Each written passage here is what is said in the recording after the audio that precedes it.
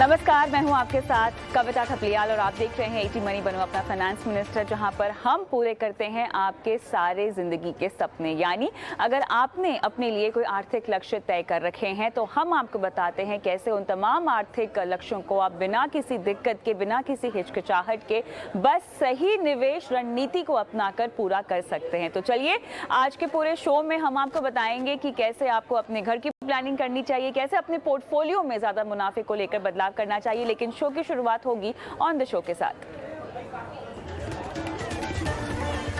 घर खरीदार अब हो जाएं महंगे, होम लोन के लिए तैयार, कैसे होम लोन की ब्याज दर बढ़ाएगी ईएमआई का बोझ।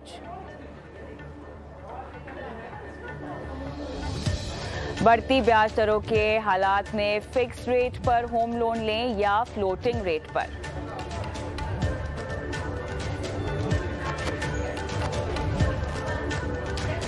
शेयर मार्केट में म्यूचुअल फंड के जरिए निवेश करें या सीधे स्टॉक खरीदकर कितना रिटर्न हर साल कमा सकते हैं, जानिए आज।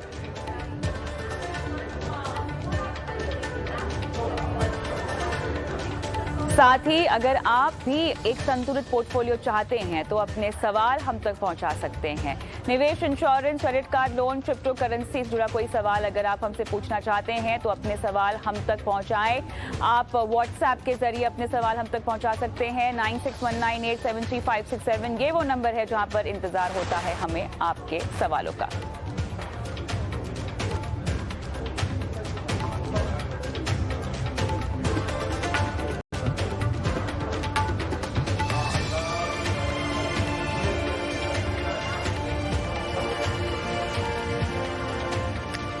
चलिए, तो आज सबसे पहले हम बात करने वाले हैं बढ़ते होम लोन को लेकर ब्याज दरों की। जिस तरह से हम जानते हैं कि एसबीआई और बैंक ऑफ बड़ौदा और एक्सिस बैंक ने अपने 5 से 10 बीपीएस ब्याज दरों में इजाफा किया है।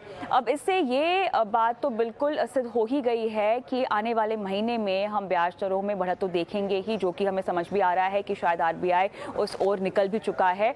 और जल्द ही हम देखेंगे कि आपकी होम लोन हो, आपका कार लोन हो या तमाम तरह का कर्ज जो आप लेते हैं उस पर जो आपकी ब्याज दर है वो बढ़ती हुई दिखाई देगी। लेकिन आज हम मामले पर बात करने वाले हैं जो है होम लोन। अगर आप मौजूदा लोन धारक है, यानी अगर आपकी होम लोन को लेकर ईएमआई चल रही है, या अगर आप घर खरीदने वाले हैं और अपने लिए होम लोन ढूंढने अब आप निकलेंगे, तो किस तरह से बढ़ी हुई ब्याज दरों का आपके ओवरऑल लोन पोर्टफोलियो पर, आपकी ओवरऑल होम लोन पोर्टफोलियो पर असर पड़ेगा, आपकी ईएमआई पर असर पड़ेगा, कैसे आप इस सिचुएशन का बेस्ट से बेस्ट तरीके से फायदा उठा सकते हैं, इस पर हम विस्तार से बात करेंगे। हमारे खास मेहमान भी हमारे साथ जुड़ गए हैं। Abhinav Kaul, vice president strategic partnership BankBazaar, और साथ ही हमारे साथ जुड़े हैं पंकज मटपाल, ओपिया मनी मैनेजर्स के एमडी। आप सभी का स्वागत है हमारी इस बेहद खास पेशकश में।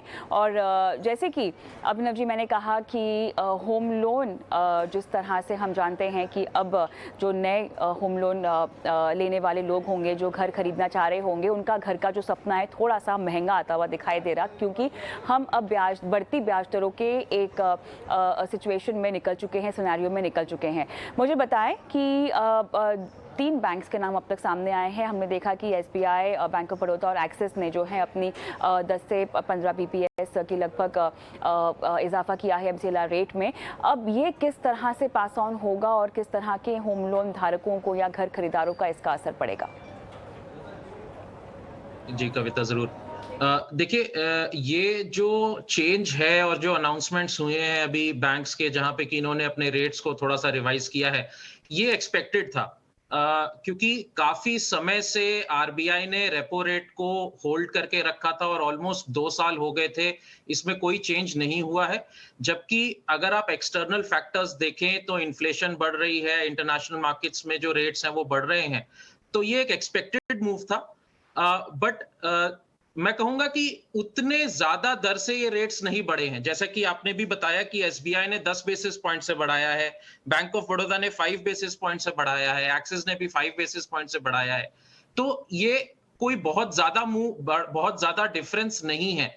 अगर इसको बढ़ने के बाद भी देखें तो आज की डेट में भी जो होम लोन का रेट है, जो 6.5 6.6 हो जाएगा अब शायद, तो वो पिछले कई सालों में सबसे कम रेट रहेगा ये बढ़ने के बावजूद।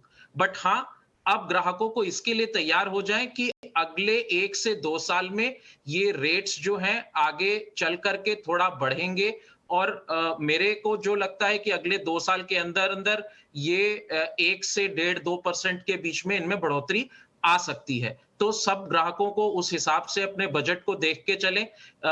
कोई अगर आज की डेट में लोन ले भी रहे हैं तो ये एक्सपेक्ट करें कि आज अगर मान लीजिए 6.5% या 6.6% पे आपको होम लोन मिल रहा है, तो ये रेट आगे के टाइम में भी बढ़ने वाले हैं। तो उस चीज को अपने दिमाग में रख के ही अपनी फ्यूचर प्लानिंग करें।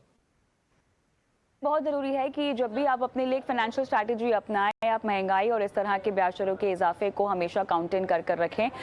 पंकज जी, आपसे अब मुझे ये समझना है कि जो मौजूदा होम लोन धारक हैं, जो ऑलरेडी एक लोन की अवधि के साथ और ईएमआई के साथ अपना लोन चुका रहे हैं, इन बढ़ती हुई ब्याज दरों का उन पर सीधा इम्पैक्ट मुझे आपसे समझना है। कविता, पहले तो ये समझना जरूरी है कि इंटरेस्ट रेट जो है वो दो तरह से हो सकता है। वो एमसीएलआर लिंक्ड है या फिर रेपो रेट लिंक्ड है, क्योंकि आजकल बहुत सारे बैंक्स रेपो रेट से लिंक लोन आपको ऑफर करते हैं। तो यदि रेपो रेट चेंज होगा तो उसका आप पर सीधा असर पड़ेगा।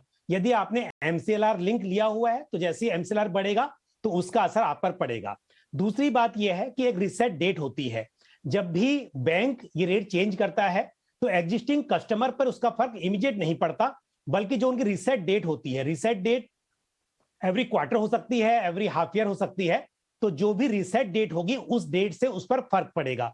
तो जब रेट ऑफ इंटरेस्ट बढ़ जाएगा, उस पर इफेक्टिव होगा, तो उसके बाद क्योंकि आपकी ईएमआई तो सेम होती है, ईएमआई तो बढ़ेगी नहीं, तो उसका असर यह होता है कि आपका जो टेन्योर है लोन का वो बढ़ जाएगा। यदि आपने मान लीजिए 20 साल का लोन लिया था और अब आपके पास 10 साल बचे थे, लेकिन क्योंकि रेट ऑफ इंटरेस्ट बढ़ गया तो जिसकी वजह से आपका जो टेन्योर है वो बढ़ जाएगा, जब तक कि आप बैंक को रिक्वेस्ट ना करें कि वो आपकी ईएमआई बढ़ा दें। बैंक आपको चॉइस देता है कि जब जब रेट ऑफ इंटरेस्ट बढ़ता है तो यदि आप अपनी ईएमआई बढ़ा देते हैं तो आपका जो ओरिजिनल टर्म है उसमें ही आपका लोन पूरा हो सकता है।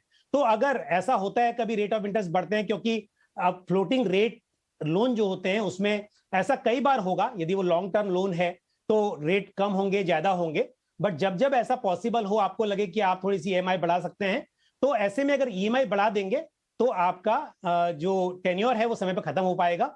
अदरवाइज आप ओरिजिनल ईएमआई पे करते रहें, लेकिन थोड़ा टेन्योर लंबा हो जाएगा। रणनीति financial planning point of view से क्या होगी? आप किस तरह की रणनीति रेकमेंड करेंगे? बिल्कुल, मैं तो ये कहूंगा कि लोन जितनी जल्दी हो सके पूरा करने की कोशिश करनी चाहिए।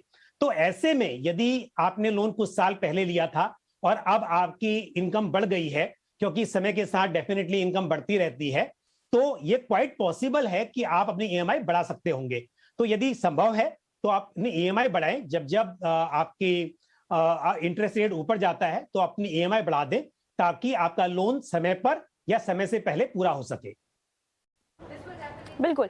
अब अभिनव, मुझे समझना है कि मौजूदा जो होम लोन धारक है, ग्राहक है, क्या वो पार्ट पेमेंट भी करने के बारे में सोच सकता है? जिस तरह से समझाया पंकज जी ने कि बढ़ी हुई ब्याज दरों का आने वाले वक्त में उन पर इम्पैक्ट पड़ सकता है, तो क्या पार्ट पेमेंट करना उनके लिए एक विकल्प है?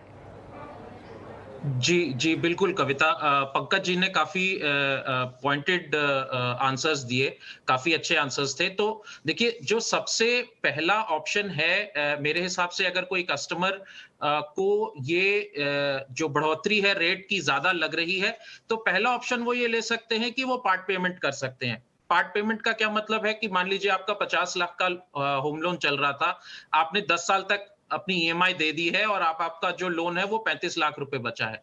तो पार्ट पेमेंट के जरिए आप मान लीजिए 5 से 10% जो 35 लाख रुपए जो आपका प्रिंसिपल अमाउंट बचा है, उसके ऊपर अगर आप वो 10% या 5% वापस कर देते हैं बैंक को, तो बैंक उतने अमाउंट से आपका जो एक लोन अमाउंट होता है उसको कम कर देता है, और जो आपकी नई लोन अमाउंट के ऊपर दोबारा से वो लोन चालू हो जाता है। तो जितना अगर आप कर सकें, अगर आप सक्षम हैं, आपके पास पैसा है, तो आपको पहला ऑप्शन ये लें कि इसको पार्ट पे कर दें, यदि आपको वो राइज जो है वो पिंच कर रहा है।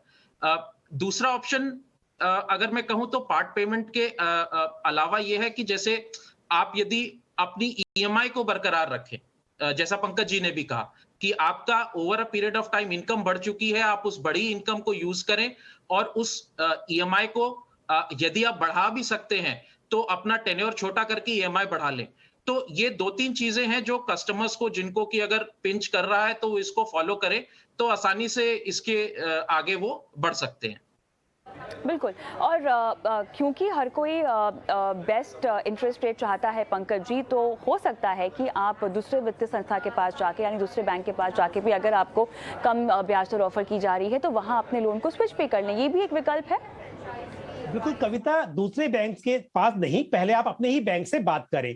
आपका एग्जिस्टिंग बैंक भी आपके रिलेशनशिप को देखते हुए, हो सकता है जिस वक्त आपने लोन लिया था ओरिजिनली उस वक्त और अब में कुछ अंतर हो, तो आपकी क्रेडिट हिस्ट्री को देखते हुए, रिलेशनशिप को देखते हुए हो सकता है बैंक थोड़ा नेगोशिएट कर दे, और ऐसे में थोड़े से कन्वर्जन चार्जेस बैंक आपसे ले सकता है, उसके ऊपर भी नेगोशिएशन होता है। तो आप थोड़े से चार्जेस पे करके और रेट को कम करा सकते हैं, एक विकल्प होता है।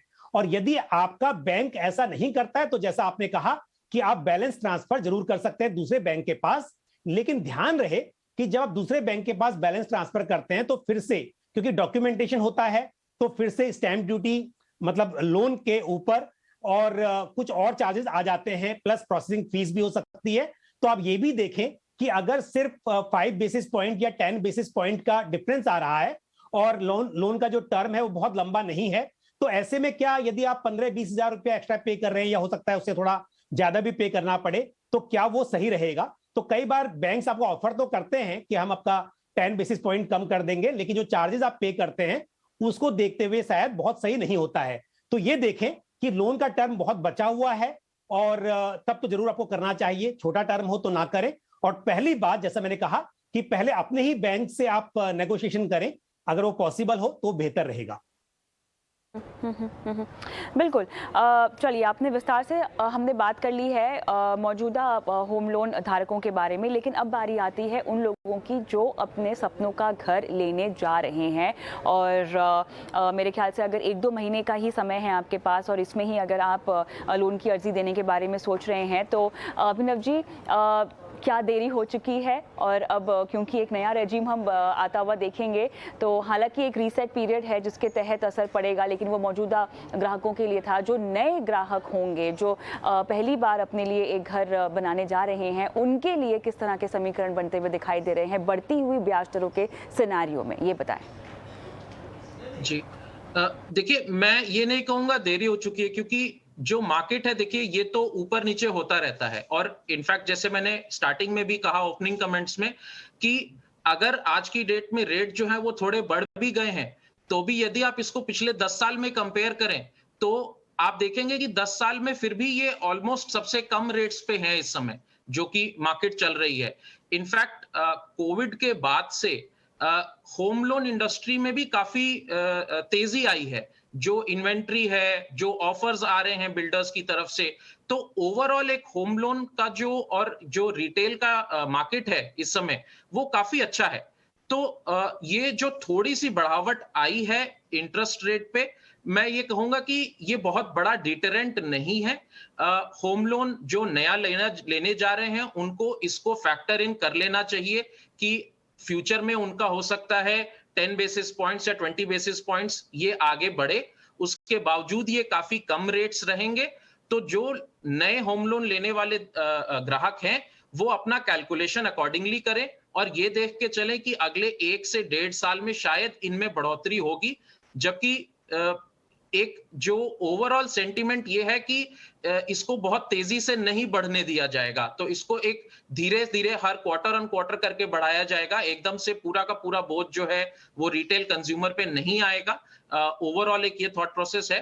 तो सारी कैलकुलेशंस को देख के चलें, अपना एक बजट बना के चलें और ये लेके चलें कि हाँ, अगले 1 से 1.5 साल में थोड़ी सी लोन जो है बढ़ सकता है। तो जितनी जल्दी अगर आप अप्लाई करके आज की डेट में उसको लॉक कर लेते हैं, तो आपको उतना बेनिफिट एक्स्ट्रा मिल जाता है 6 से 12 महीने तक का, जो कि एक्सटेंडेड पीरियड आप ले सकते हैं।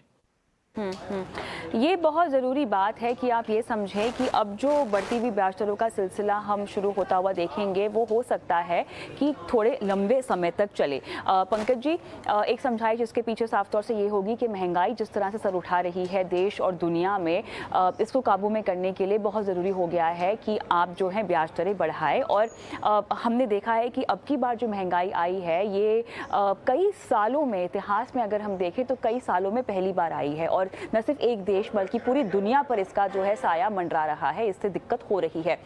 अब अगर किसी को अपने लिए घर खरीदना हो, लोन लेने जाना हो, फिक्स ले या फ्लोटिंग रेट पे ले? कविता, पहली बात तो यह है कि आपको फ्लोटिंग रेट लोन ही मिलता है पूरे टर्म के लिए। सिर्फ कुछ केसेस में ऐसा हो सकता है प्रोडक्ट की इनिशियल कुछ ईयर्स के लिए उस पर फिक्स होगा और बाद में फ्लोटिंग होगा, लेकिन 20 ईयर्स का फिक्स रेट ऑफ इंटरेस्ट आपको मिलेगा नहीं। तो इसके लिए इस रेट पर, अभी जो रेट है, यदि आपको 6.5 6.6 के दर पर फिक्स मिलता है पहले कुछ सालों के लिए, तो बिल्कुल लेना चाहिए। लेकिन मैं आपको बता दूं कि जब बैंक इस तरह का प्रोडक्ट आपको ऑफर करते हैं तो उनका रेट ऑफ इंटरेस्ट पहले ही ज्यादा होता है। यानी कि यदि फ्लोटिंग रेट ऑफ इंटरेस्ट है और वो 6.5 पर अवेलेबल है, तो इनिशियल फर्स्ट 3 इयर्स के लिए बैंक कहता है कि आपको फिक्स रेट पर देंगे, तो 6.5 पर नहीं होगा, डेफिनेटली उसका रेट उससे ज्यादा होगा। तो पहले ही बैंक आपको 6.75 6.8 पे दे रहा होगा, तो इसके लिए आपको फायदा नहीं मिलेगा। क्योंकि यदि मैं देखूं कि अगले 1-2 साल में जो रेट ऑफ इंटरेस्ट है वो 7% तक जाने की उम्मीद है मान लीजिए, और आपको बैंक पहले ही उस रेट पर दे रहा है, तो कोई फायदा आपका नहीं होगा। तो मेरा मतलब यह है कि इस हिसाब से जो मेरा एक्सपीरियंस है और जिस तरह के प्रोडक्ट्स अवेलेबल हैं लोन के, उस हिसाब से फ्लोटिंग रेट लोन लेने में ही समझदारी है। अभिनव जी, क्योंकि आप इस डोमेन के एक्सपर्ट भी हैं, तो हमें अभी ये समझना है कि जब कोई अपने लिए ब्याज दरों का चुनाव कर रहा हो, अपने लिए सबसे सही और बेस्ट बैंक का चुनाव कर रहा हो, इंटरेस्ट रेट के अलावा और कौन कौन सी चीज़ें हैं जो आपको ध्यान में रखनी चाहिए? क्या यहाँ पर भी हिडन कॉस्ट, हिडन चार्जेस होते हैं जिनका हमें ध्यान रखना चाहिए? ओवरऑल प्रोसेसिंग फीस और तमाम तरह की चीज़ें जहाँ पर हमें लगता है कि हमारे पैसे ज़्यादा जा सकते हैं, क्या क्राइटेरिया हो, क्या फैक्टर्स हो एक बैंक का चुनाव करने में इंटरेस्ट रेट के अलावा? जी, बहुत इम्पोर्टेंट क्वेश्चन है ये, क्योंकि जब भी लोन्स की बात आती है तो ज्यादातर फोकस जो होता है वो सिर्फ इंटरेस्ट रेट पे होता है। बट जैसे कि आपने ठीक कहा कि इंटरेस्ट रेट के अलावा भी बहुत सारे फैक्टर्स होते हैं, या बहुत सारे मैं हिडन कॉस्ट्स नहीं कहूंगा, बट बहुत सारे कॉस्ट्स होते हैं जिसको कि एक कंज्यूमर को अपने माइंड में रखना चाहिए। जैसे कि आप होम लोन लेते हैं तो आपको सबसे पहले एक प्रोसेसिंग फी चार्ज की जाती है, डिपेंडिंग कि आपका कितना बड़ा लोन अमाउंट है, वो वेरी कर सकती है 2000 से 10,000 रुपए के बीच के बीच में। तो पहला चीज तो है आपकी प्रोसेसिंग फी। दूसरे, आपको चीजों का ध्यान रखना है कि आपके ऊपर एडिशनल चार्जेस क्या लग रहे हैं। जो आपकी प्रॉपर्टी की लीगल टेक्निकल होती है उसके भी कुछ चार्जेस होते हैं जो कुछ बैंक्स आपसे लेते हैं। उसके बाद आपके एडिशनल चार्जेस क्या हैं? मान लीजिए कल को आप अपना ईसीएस मैंडेट चेंज कराना चाहते हैं, आप ए बैंक से बी बैंक में मूव करना चाहते हैं अपनी ईएमआईज, तो उसके ईसीएस मैंडेट चेंजेस के भी चार्जेस कई बैंक्स उसमें भी आपसे लेते हैं। तो इस प्रकार से काफी सारी एक लिस्ट ऑफ चार्जेस होते हैं जिसको कि हमेशा एज अ कंज्यूमर हमको पढ़ना चाहिए। उस फाइन प्रिंट को हमको ध्यान से देखना चाहिए कि कल को जब मैं लोन ले लूंगा तो एक इंटरेस्ट के अलावा ऐसे कौन कौन से पेमेंट्स हैं जो कि मुझे बैंक को देने पड़ सकते हैं। और इन सब चीजों के अलावा सबसे इंपॉर्टेंट और लास्ट चीज जो मैं कहूंगा वो है कि आफ्टर सेल सर्विस आप हमेशा ध्यान रखें, क्योंकि आप जो होम लोन लेते हैं ये जीवन में 1 या 2 टाइम ही लेते हैं, और काफी इंपॉर्टेंट डिसीजन होता है आपकी लाइफ का। तो आप हमेशा उस बैंक या उस लेंडर के पास जाएं जिनकी की आफ्टर सेल सर्विस भी अच्छी हो। कल को आपको होम लोन के लिए बड़ी सारे डॉक्यूमेंटेशंस या कोई कुछ भी उनसे अगर आपको आगे काम पड़ता है, तो वो एंड ऑफ द डे आपको कितनी ईज दे रहे हैं, कितनी आसानी से आपकी वो सारी चीजें हो रही हैं, इन चीजों का भी ध्यान रखना चाहिए एज अ कंज्यूमर। चलिए, काफ़ी विस्तार से आपने पूरा प्रोसेस समझाया और तमाम घर खरीदारों को एक सही दिशा दी है अपना घर का सपना पूरा करने के लिए और अपना आशियाना बनाने के लिए उन्हें कैसे आगे बढ़ना चाहिए। तमाम जानकारी अभिनव हमें देने के लिए आपका बहुत बहुत धन्यवाद।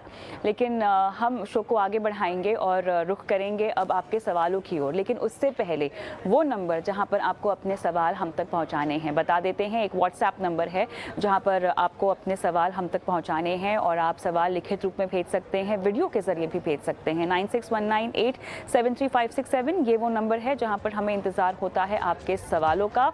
अपने सवाल आप हमें भेजेंगे और हम आपके सवाल हमारे एक्सपर्ट के पास ले जाएंगे और आप कराएंगे आपकी फाइनेंशियल प्लानिंग।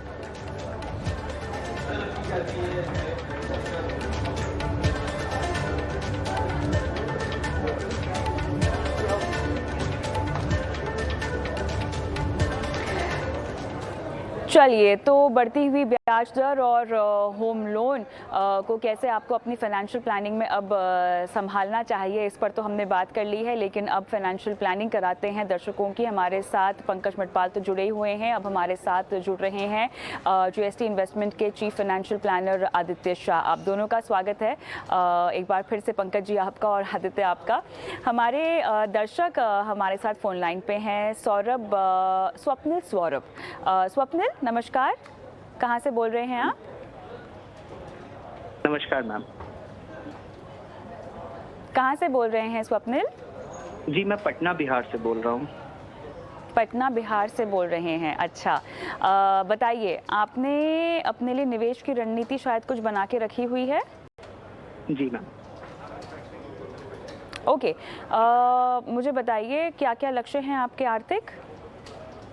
मैम मैं अभी 25 इयर्स का हूँ, अनमैरिड हूँ और लक्ष्य मैंने अभी कोशिश किया है डिसाइड करने का, जिसमें 5 इयर्स में सपोज मैरिज है and we have set 20 lakh for it. उसके बाद चाइल्ड एजुकेशन, जो कि अभी थोड़ा अनरियलिस्टिक लगता है, but child education in 15 years for which I am aiming 25 years which I am aiming 1.5 crore. House in 15 years, उसमें भी 1.5 CR।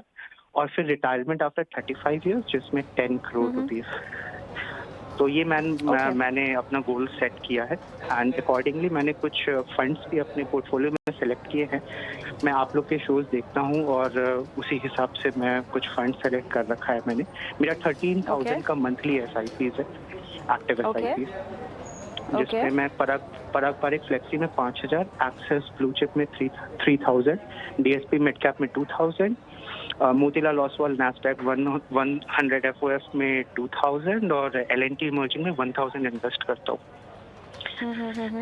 इसके अलावा मेरा 2 म्यूचुअल फंड्स है। एक ABSL का फ्लेक्सी कैप, जिसमें टोटल इन्वेस्टमेंट 55,000 है। इसमें मैं पहले SIP करता था, बट बाद में मैंने फ्लेक्सी पराग पारिक में स्विच कर लिया था। एंड अकॉर्डिंगली मेरा ऐसे टैक्स सेवर फंड है, जो मैं अपने टैक्स बेनिफिट के अकॉर्डिंग उसको उसमें इन्वेस्ट करता हूँ, जिसमें 1,15,000 मेरा करंट इन्वेस्टमेंट है। और last but not the least, मेरा 5,000 का वॉलंटरी प्रोविडेंट फंड में इन्वेस्टमेंट रहता है। तो मैम मेरा क्वेश्चन ये है कि मैं 20,000 रुपीज इंक्रीज करना चाहता हूँ अपने मंथली SIPs में, एक्टिव SIPs में। तो मैं किस प्रपोर्शन से इस मनी को डिवाइड करूँ, किस तरह से मैं अपने गोल्स को अचीव कर सकता हूँ, और क्या मेरा फंड सिलेक्शन सही है? आपने जो पोर्टफोलियो बनाया है जिसमें आपकी मौजूदा SIP चल रही है 13,000 की, ये आपने कब से शुरू की है? पिछले 2 साल से इसमें इन्वेस्ट कर रहा हूँ। ओके, और लमसम इन्वेस्टमेंट क्या आपके पास एक ही है जो अभी पराग पारिक का फ्लेक्सी कैप आपने उसमें उसको शिफ्ट कर दिया है, या इसके अलावा भी लमसम इन्वेस्टमेंट है? नो मैम, सिर्फ मेरा ऐसा टैक्स सेवर और ABSL में लमसम इन्वेस्टमेंट है। ऑलराइट, चलिए, सबसे पहले तो स्वप्निल दाद देना चाहूँगी। 25 साल की आपकी उम्र है और आपने अपनी शादी से लेकर अपने बच्चों की पढ़ाई और अपने रिटायरमेंट, आपने घर भी खरीदना है, आपने अपने लिए लक्ष्य सोच लिए हैं जिनको हम लॉन्ग टर्म गोल्स कहते हैं। और ये आर्थिक लक्ष्य इसीलिए भी हमारे लिए ज़रूरी होते हैं ताकि हम जिंदगी में आगे बढ़े। और कहीं ना कहीं अगर आप इस तरह के लक्ष्यों को तय कर लें, बांध लें, तो आगे बढ़ने के लिए मोटिवेशन और जिस भी तरह की आपको प्लानिंग की ज़रूरत होती है, आप उस राह पर निकल जाते हैं। तो कंग्रेचुलेशंस फॉर दैट। और बाकी मेरे ख्याल से पंकज जी आपको बताएंगे कि आपके गोल्स कितने रियलिस्टिक है। हालांकि आप अपने लक्ष्यों को समझते हैं, आप ये भी समझते हैं कि कैसे महंगाई की मार इन पर पड़ सकती है, और आपने अप्रॉक्सीमेट फिगर्स भी हालांकि निर्धारित कर दी है, लेकिन वो कितनी प्रैक्टिकल होगी और कितनी सही होगी, पंकज जी किस तरह से आकलन किया जाए? स्वप्निल, आप काफी एडवांस में प्लानिंग कर रहे हैं, तो बहुत बधाई आपको मेरी ओर से भी। और जहां तक गोल्स का सवाल है, देखिए आपने बिल्कुल सोचा है कि इन्फ्लेशन के हिसाब से कितना पैसा होना चाहिए, लेकिन बेशक यहाँ पर थोड़ा सा बदलाव तो होगा, क्योंकि ये गोल्स डायनेमिक रहेंगे। अभी आपको एग्जैक्ट नहीं पता है कि कितने साल के बाद आपको किन चीजों के लिए जरूरत पड़ेगी, लेकिन ये अच्छी बात है कि आपने एक टेंटेटिवली एक डिसीजन ले लिया है कि इतना पैसा होना चाहिए। तो जितना पैसा आप अभी इन्वेस्ट कर रहे हैं उसमें आपको डेफिनेटली बढ़ाना तो पड़ेगा इन गोल्स को अचीव करने के लिए। पर जैसा मैंने कहा कि अभी तय नहीं है कि गोल्स के लिए जो अवधि आपने ली है क्या वहीं पे आपको पैसा लगेगा, कि जैसे कि बच्चे की एजुकेशन है, अभी आप नहीं कह सकते कि वो एग्जैक्ट कब आपको जरूरत पड़ने वाली है, लेकिन फिर भी आपको ये जरूर समझना चाहिए कि समय के साथ आपको इन्वेस्टमेंट को बढ़ाना पड़ेगा। जहां तक स्कीम्स का सवाल है, ये स्कीम्स अच्छी हैं जहां पर आप एसआईपी कर रहे हो, और साथ ही जिनसे आपने एसआईपी रोक दी है, जैसा आपने कहा कि आदित्य बिरला सन लाइफ फ्लेक्सी कैप फंड, वहां पर ऑलरेडी आपका इन्वेस्टमेंट है, लेकिन आपने एसआईपी आगे जो है वो पारंपरिक फ्लेक्सी कैप फंड में कर दी है, तो वो फंड भी अच्छा है आदित्य बिरला फ्लेक्सी कैप, वहां पर भी आप बने रह सकते हैं। यहां पर आपको कोई बदलाव की जरूरत नहीं है। लेकिन जो 20,000 रुपया आप एडिशनल इन्वेस्ट करना चाहते हैं, तो मैं बहुत सारे फंड्स में आपको बदलाव या एडिशन करने की जरूरत नहीं समझता हूं, लेकिन पारंपरिक में आप 5,000 रुपये बढ़ा लीजिए। एग्जिस्टिंग आपके पास एसआईपी चल रही है, वहां पर 5,000 रुपये आप और बढ़ा लीजिए। 5,000 रुपये आप डीएसपी मिड कैप फंड में ही ऐड कर सकते हैं, और 5,000 रुपीज आप एक्सिस ब्लू चिप फंड में कर लीजिए। लेकिन स्मॉल कैप आपको एक ऐड करना चाहिए, जो मैं आपको कहूंगा Nippon India small cap fund आप कंसिडर कर सकते हैं। तो इस तरह से 20,000 रुपये आपके ये डिवाइड हो जाएंगे 4 स्कीम्स में, और समय के साथ आपको इसे बढ़ाना भी होगा। मैं चाहती हूँ पंकज जी आप थोड़ा सा बेनिफिट ऑफ कंपाउंडिंग मेरे ख्याल से स्वप्निल के जरिए उन तमाम दर्शकों को भी समझाना बहुत ज़रूरी होगा, क्योंकि 25 साल की उम्र में देखिए स्वप्निल ने एक तो 13,000 की एसआईपी की रणनीति अपना ली है, इसके बाद ये अपने इन्वेस्टमेंट को 20,000 भी बढ़ाना चाहते हैं। खैर स्वप्निल हो सकता है बहुत गिने चुने निवेशकों में से हो जो अपने निवेश को बढ़ाना चाहते हैं, वो भी इतनी राशि से, लेकिन अगर आप अपने निवेश को बढ़ा भी नहीं पा रहे हैं और आपने एटलीस्ट अपनी शुरुआत कर ली अपने इन्वेस्टमेंट की 20 साल की उम्र में, 21 साल की उम्र में, तो ये आपकी लंबी अवधि में आपके लिए काफ़ी फायदेमंद हो सकता है, और इसी को हम कहते हैं benefits of compounding. Pankaj ji बिल्कुल, स्वप्निल का इन्वेस्टमेंट अच्छा खासा है 25 साल की उम्र के हिसाब से, और बिल्कुल सही कहा कविता आपने, चाहे अमाउंट छोटा हो लेकिन यदि लंबी अवधि हो तो उसका बेनिफिट आपको मिलता है, क्योंकि पावर ऑफ कंपाउंडिंग मतलब यह है कि जब समय के साथ आपका पैसा बढ़ता है तो जो प्रिंसिपल अमाउंट आपने इन्वेस्ट किया उस पर तो रिटर्न मिलेगा ही मिलेगा, लेकिन साथ में जो ग्रोथ हुई है उस ग्रोथ के ऊपर भी ग्रोथ होगी। उदाहरण के तौर पर यदि आपने 1 लाख रुपया इन्वेस्ट किया और वो बढ़कर 1,12,000 रुपया हो गया, तो अगले साल में जो आपका 1 लाख रुपया है वो भी बढ़ेगा, और जो 12,000 रुपया आपका जो ग्रोथ हुई थी उसके ऊपर भी आपको रिटर्न मिलेगा। तो जब रिटर्न्स के ऊपर रिटर्न मिलते जाते हैं तो इस तरह से लंबी अवधि में इसका फायदा बहुत ज्यादा होता है। तो इसके लिए जितनी जल्दी शुरुआत की जा सके, मतलब स्वप्निल ने डेफिनेटली अच्छे अमाउंट से की है, लेकिन शुरुआत में यदि 5,000 की भी आप एसआईपी शुरू करते हैं और समय के साथ आप उसमें बढ़ाते रहते हैं और इन्वेस्ट करते रहते हैं कंटिन्यूअसली, तो उसका फायदा आपको बहुत मिलता है। तो ये तो बात जरूर है कविता की, कंपाउंडिंग का फायदा लेने के लिए जल्दी शुरुआत करनी चाहिए और स्टे इन्वेस्टेड। कई बार लोग ऐसा करते हैं कि बीच बीच में पैसा निकालते रहते हैं, तो जैसा मैंने कहा कि जो बढ़ा हुआ पैसा है वो बढ़ता रहेगा। कब बढ़ेगा? जब आप वहां पर इन्वेस्टेड रहेंगे। लेकिन आप बार बार पैसे विड्रॉ करते रहेंगे तो कंपाउंडिंग का फायदा आपको नहीं मिल पाएगा। तो ये भी जरूरी है कि आप वहां पर लंबे समय तक इन्वेस्टेड रहें, तब आपको इसका फायदा मिलेगा। एक साथ में आपने सवाल यहां पे ऐड किया था कि आप वॉलेंट्री पीएफ में भी, बीपीएफ में भी इन्वेस्ट कर रहे हैं, तो शायद उस पर भी आप मेरी राय जानना चाहते होंगे। क्यों स्वप्निल, कुछ क्वेश्चन है उसको लेकर आपका? में इन्वेस्ट करना बेटर रहेगा लॉन्ग टर्म के लिए, या ईएलएसएस में उसको शिफ्ट कर दूं? देखिए, ये पीएफ और ईपीएफ या बीपीएफ के अपने फायदे हैं। यहाँ पर जो आपको इंटरेस्ट मिलता है वो मतलब 2.5 लाख रुपए एक फाइनेंशियल ईयर में आप जो कंट्रीब्यूट करते हैं उसके ऊपर इंटरेस्ट आपका टैक्स फ्री होता है। और साथ ही यहाँ पर जो रेट ऑफ इंटरेस्ट है वो भी अच्छा है। अभी थोड़ा सा लास्ट फाइनेंशियल ईयर में सरकार ने 8.10% किया, 8.5 से घटाकर। फिर भी मैं कहूंगा कि आज की डेट में जो दूसरे इंस्ट्रूमेंट्स हैं उनके मुकाबले में बहुत ही अच्छा है। तो आप इतना इन्वेस्टमेंट जो कि टैक्स फ्री के दायरे में आता हो वो जरूर आप कंसिडर करें अपना वीपीएफ के थ्रू। बट क्योंकि लॉन्ग टर्म में इक्विटी में बहुत पोटेंशियल होता है अच्छे रिटर्न्स जनरेट करने का, तो मेरी सलाह ये होगी कि लॉन्ग टर्म फाइनेंशियल गोल्स के लिए आप इक्विटी को ज्यादा महत्व दें। और ईएलएसएस, क्योंकि एटीसी की बात की जाए तो ईएलएसएस आपका टैक्स सेविंग का भी बेनिफिट देता है और ग्रोथ का पोटेंशियल भी रहता है, तो ईएलएसएस को आप जरूर कंसिडर करें। बिल्कुल। चलिए स्वप्निल, उम्मीद करते हैं कि आपको सलाह समझ में आ गई हो और आपके जरिए हमने उन तमाम निवेशकों को भी इंस्पायर किया हो जो अभी तक इन्वेस्टमेंट की शुरुआत करने के बारे में सोच ही रहे हो। वक्त हो गया छोटे से ब्रेक का, लेकिन ब्रेक के बाद आदित्य फाइनेंशियल प्लानिंग कराएंगे हमारे दर्शक वेंकट की, और साथ ही एक अहम खबर पर हम फोकस करेंगे और बताएंगे आपको कि कैसे आप भी अपने सवाल हमसे पूछ सकते हैं। व्हाट्सएप नंबर पर बने रहें।